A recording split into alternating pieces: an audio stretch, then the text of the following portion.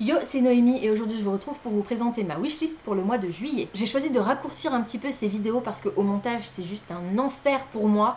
D'ailleurs, quand vous avez pu voir la vidéo wishlist de juin qui est sortie très récemment, c'est-à-dire peut-être aujourd'hui, on est le 23 et je vous présente ma wishlist de juin, ça craint. Bref, c'est pas grave, au moins vous aurez la wishlist de juillet en avance. Ça compense un peu peut-être. Pardonnez-moi. Vous allez pouvoir constater, je pense, qu'il y a un truc étrange au niveau du montage. C'est parce qu'en fait, j'ai décidé de couper certains plans au montage, tout simplement. Parce que c'était beaucoup trop long et que, voilà, j'ai pas envie de passer des heures sur le montage non plus. Du coup, ce que je vais faire, c'est que pour la partie suite et réédition, je vais toujours vous présenter des titres, mais je vous présenterai uniquement des titres, soit que j'ai déjà lus quand il s'agit de réédition, soit dont j'ai déjà lu au moins le premier tome quand il s'agit de suite et ou de réédition d'ailleurs. Donc voilà, je pense que ce sera plus simple pour moi. Quand je vous présente une nouvelle série, je vous la présente dans une de mes wishlists, dans les nouveautés, en grand format, en poche, en manga, en BD ou en album. Si jamais il y a des suites qui sortent mais que je n'ai pas encore lu le tome 1, je ne vous le mentionnerai pas forcément. Si la série vous intéresse, je vous laisse vous renseigner de votre côté. Et puis, quoi qu'il en soit, vous retrouverez toujours dans ma wishlist sur Livre Addict tous les titres qui me font envie, même les suites de séries que je n'ai pas encore commencé normalement. Quoique, peut-être que je le mets plus maintenant. J'ai un doute. Parce que j'ai aussi fait pas mal de tri sur ma pile à lire et ma wishlist. Enfin, ma pile à lire pas, mais dans ma wishlist sur Livre Addict, j'ai fait énormément de tri parce qu'il y avait plus de 900 titres, je crois. C'était juste un enfer. Donc je crois que j'ai laissé que le titre suivant celui que je viens de lire, quelque chose comme ça. Mais sur Livre Addict, même si c'est pas directement dans ma wishlist, vous avez accès à tous les tomes qui sont sortis normalement, sauf s'ils sont sortis très très récemment et qu'ils n'ont pas encore été intégrés au site.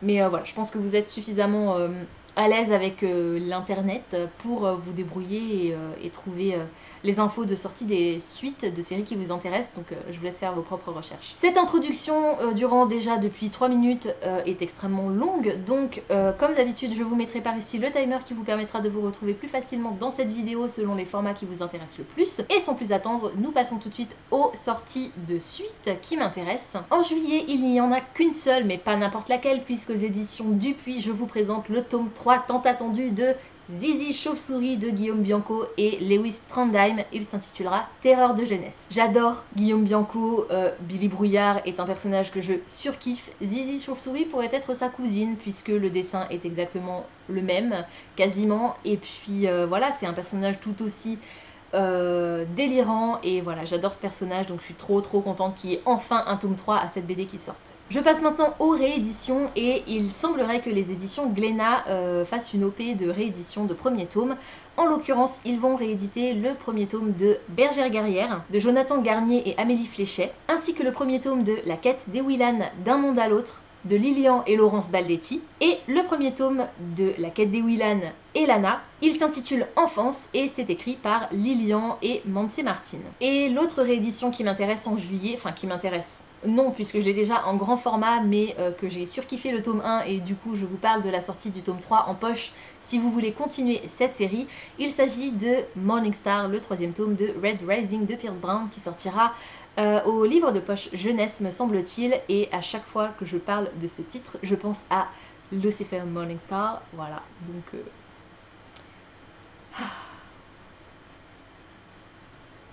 bref, je passe maintenant aux sorties en grand format. J'ai noté 3 titres qui allaient sortir aux éditions ADA. Le premier, c'est Le cycle des exorceleurs, le premier tome de la série Fairstone de Geoffrey Clostrio. On va faire la connaissance ici de Benjamin qui s'est toujours senti un petit peu à l'écart par rapport aux autres parce qu'il a des sortes de visions de choses et de créatures que personne d'autre que lui ne voit. Je trouve toujours que les résumés de la maison d'édition ADA sont beaucoup trop longs et très spoilants, donc voilà, moi je connais un petit peu la suite de l'histoire, mais j'ai pas vraiment envie de vous en dire plus, de façon à ce que vous puissiez découvrir de quoi ça parle, même si forcément c'est le côté un peu spoilant qui m'a donné envie. Je peux simplement vous dire qu'on va être dans une histoire plus ou moins classique de fantastique, en fait, avec un garçon qui a donc des visions qui sont en réalité des pouvoirs visiblement. Il ignore qu'il y a un monde peuplé d'êtres fantastiques, enfin en tout cas qu'il est issu d'une lignée de grands alchimistes en l'occurrence, voilà, je vous le dis quand même. Et voilà, il va se passer quelque chose qui va faire qu'il va être projeté dans ce monde dont il ignorait tout. Et voilà, c'est un schéma relativement classique, hein, on va dire, du roman fantastique pour les jeunes, donc voilà. Mais ça me donne quand même très envie de le découvrir et la couverture est sublime. J'ai également noté la sortie du 12e tome des Contes interdits, c'est Boucle d'or et c'est écrit par Yvan Godbout. C'est pas une série qui se lit dans l'ordre, ce sont des tomes indépendants à chaque fois, mais le jour où je commencerai cette série, j'aurais quand même envie de les lire dans l'ordre, on sait jamais. Voilà, donc une réécriture horrifique du conte de Boucle d'or. J'ai hâte de découvrir cette série parce que j'en ai entendu énormément parler. Il y a un des tomes qui a fait polémique, justement écrit par cet auteur, c'est Hansel et Gretel. Il avait été question, donc les détracteurs parlaient d'apologie de la pédophilie, ce genre de choses, donc je trouve ça assez horrible. J'ai envie de me faire mon propre avis, même si du coup je redoute un petit peu ce titre. Après, depuis le début, je le sais, hein, les contes interdits, voilà, c'est des réécritures de contes version horrifique et assez hard. Donc voilà, je pense que c'est pas par Hansel et Gretel de toute façon que je commencerai. Je crois que le premier c'est Blanche-Neige, donc je tenterai, j'en essaierai un. Et puis si vraiment c'est trop dur, bah tant pis, je lirai pas les autres. Et j'ai également noté Comment apprivoiser une bête en 7 jours. C'est le premier tome de Choisis des dieux de Kerry-Lynn Sparks. Alors, je veux pas trop m'avancer, mais j'ai l'impression que c'est une réécriture de La Belle et la Bête, puisqu'on va rencontrer une jeune femme qui vit dans un univers dans lequel la magie existe. Elle est elle-même dotée de pouvoirs magiques, elle est une choisie des dieux, et suite à un événement dont je ne sais pour l'instant rien, elle va être exilée par son père, sauf que quelques années plus tard, on va lui demander de revenir, parce que pour s'éviter une exécution sur la place publique, son père a promis de l'offrir en mariage à un homme qui est une vraie brute apparemment. Voilà, donc vous voyez un peu le style, c'est ça qui me fait assez penser à une réécriture de La Belle et la Bête, avec un fond de magie, puisque lui est également doté de pouvoirs magiques, donc cette fameuse bête, entre guillemets. Voilà, je pense que c'est ça qui m'a donné super envie de le découvrir. Je suis pas trop fan de la couverture, mais voilà, j'ai quand même super envie de découvrir cette histoire. Et le dernier titre que j'ai noté et qui va sortir en grand format donc au mois de juillet, c'est chez Addictive. Il s'agit de l'intégrale de la série Call Me Baby de Emma Green. Et là, j'ai l'impression aussi, peut-être que je me trompe, hein, mais le résumé en tout cas du premier tome me fait beaucoup penser à Jane Eyre. On va suivre des jumelles qui vont quitter la France pour aller s'installer à Londres après le décès de leur mère, et l'une d'entre elles va être engagée au service d'un certain monsieur Rochester qui possède n'importe quoi, qui a une fille, qui possède, non, pas vraiment, non, qui a donc une fille qui a besoin d'une babysitter, et voilà. Vous voyez aussi le côté un peu de Jane Eyre, donc j'ai aussi très envie de découvrir cette série.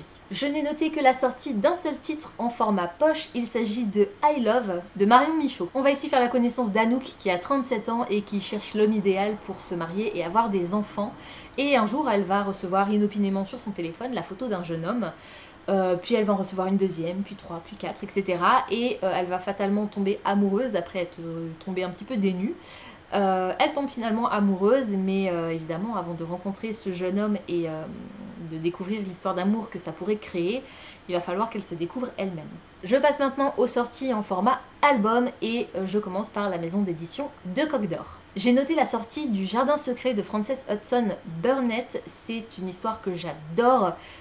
J'ai adoré l'adaptation cinématographique, j'ai adoré le roman. Là, c'est une version donc album illustré pour les enfants qui sort et j'ai très hâte de la découvrir, ça a l'air sublime. Chez L'Élan Vert, j'ai noté la sortie de Une ombre de Chai Sung-yeon. Je suis désolée pour la prononciation. On va ici suivre les péripéties d'animaux qui se réfugient tous derrière une ombre en fait, puisqu'il fait relativement chaud. Seulement l'ombre rétrécit petit à petit, donc les animaux doivent s'entasser les uns sur les autres. Et je vais pas vous en dire plus parce que je vous dévoilerai plus ou moins la chute de l'histoire et j'ai pas envie de vous faire ça parce que moi je l'ai vécu et c'est désagréable, donc voilà. Je vous laisse découvrir un petit peu en quoi consiste la fin de cette histoire qui a l'air vraiment attachante. Chez Gauthier Langereau, j'ai noté la sortie d'Atalante la géante de Emmanuel Reymanian. C'est un album sur la différence et la tolérance puisqu'on va rencontrer Atalante qui est tellement grande qu'elle effraie les autres enfants, jusqu'au jour où il va y avoir un événement qui va faire qu'elle va commencer à prendre confiance en elle. Et chez Kiman, j'ai noté la sortie de 2 albums qui sont presque les mêmes. On a d'un côté Bonne nuit la forêt, puis l'autre c'est Bonne nuit l'océan. Les deux sont réalisés par Carmen Saldana et ce sont des albums qui sont à trous. En fait, il y a un gros trou dans l'image et plus on avance, plus on découvre de choses dans soit la forêt, soit l'océan. Je trouve que les dessins sont vraiment très beaux et j'aime beaucoup ce format papier découpé, donc j'ai hâte de pouvoir les feuilleter. Chez le même éditeur, j'ai également noté Petit Panda c'est perdu. C'est écrit par Ella Barton et illustré par Dubravka Kolanovic. Les illustrations m'ont fait craquer, tout simplement. Petit Panda c'est perdu, ça a l'air d'être une histoire assez classique, mais les illustrations sont vraiment très belles, donc j'ai hâte aussi de l'avoir entre les mains. Pas de BD qui m'intéresse en juillet, donc je passe tout de suite au manga et je n'ai qu'un titre à vous présenter dans cette catégorie. Il s'agit de Mes voisins les esprits, c'est un premier tome de série qui va paraître chez Bamboo et c'est réalisé par Ushio Shirotori. On va faire ici la connaissance d'une jeune fille qui aimerait mettre la main sur un livre des morts qui lui permettrait d'en savoir un peu plus sur les circonstances du décès de sa maman, et pour ce faire elle va s'installer dans une vieille maison abandonnée et elle va faire la connaissance d'un esprit qui va lui demander de l'aider dans sa tâche. Voilà, c'est tout pour aujourd'hui, j'espère que cette vidéo vous aura plu. Comme d'habitude, n'hésitez pas à me dire dans les commentaires si certains titres que je vous ai présentés aujourd'hui vous intéressent, si vous avez aussi noté d'autres sorties au mois de juillet qui vous plairait de découvrir et que je n'ai pas mentionné ici. N'hésitez pas également à me dire quelle est la sortie du mois de juillet que vous attendez avec le plus d'impatience. Pensez à vous abonner à la chaîne, à liker et à partager cette vidéo, ça me fera toujours plaisir. Pensez également à activer la petite cloche des notifications qui vous permettra de savoir quand je poste du nouveau contenu. En attendant de vous retrouver, je vous souhaite d'excellentes lectures et je vous dis à très bientôt dans une prochaine vidéo. Ciao!